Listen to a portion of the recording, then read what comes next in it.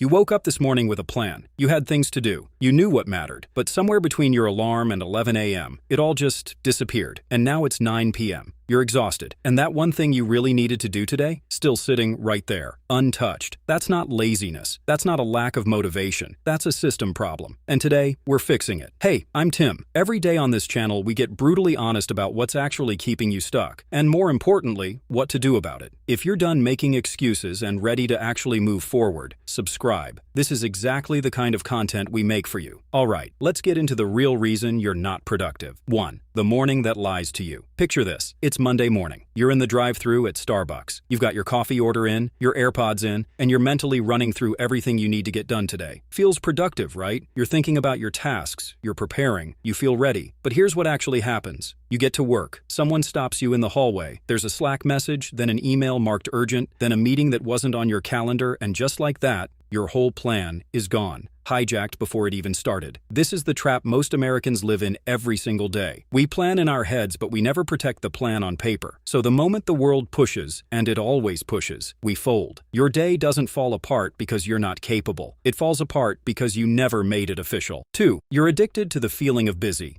Here's something nobody wants to admit. Being busy feels good. It feels like you're doing something. It feels like you're contributing, keeping up, staying relevant. In American work culture especially, being slammed is almost worn like a badge of honor. I've been so swamped is basically a personality trait at this point. But think about last week. Really think about it. You answered emails. You sat in meetings where you honestly could have just gotten a summary. You reorganized your desk. You made a playlist for working. You Googled things you didn't need to Google yet. You stayed late. Not because you were doing deep work, but because leaving early felt wrong. All of that felt productive. None of it moved your life forward. Busy is the enemy of productive, because busy keeps you comfortable enough to never ask the hard question. Am I actually building something here, or am I just staying warm? 3. The phone is winning. You are losing. Let me paint you a picture. It's 2 p.m. You sit down to finally tackle that big project. The proposal, the business plan, the content, whatever it is for you.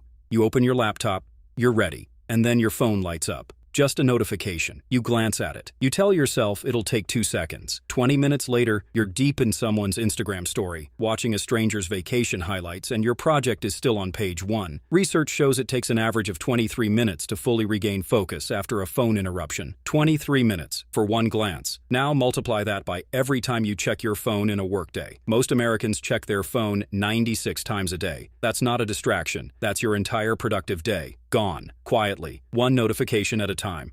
Your phone is not a villain, but right now it's winning. And until you make a deliberate decision to change that, it will keep winning. 4. You don't have a priority problem. You have a decision problem. Here's the part that might sting a little. You actually know what you need to do. You've known for a while. That business you keep saying you'll start. That certification you keep putting off. That workout routine you restart every other Monday. That conversation you keep avoiding.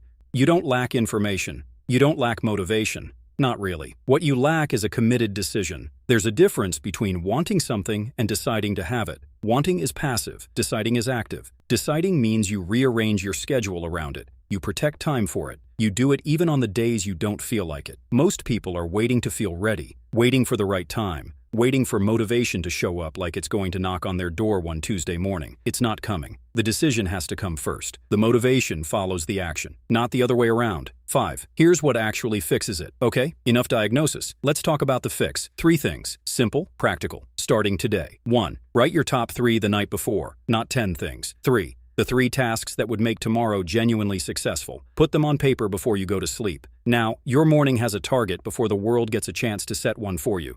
2. Your phone goes face down for the first 90 minutes. No exceptions. Not even a quick check. You protect that first block of your day like your income depends on it. Because honestly, it does.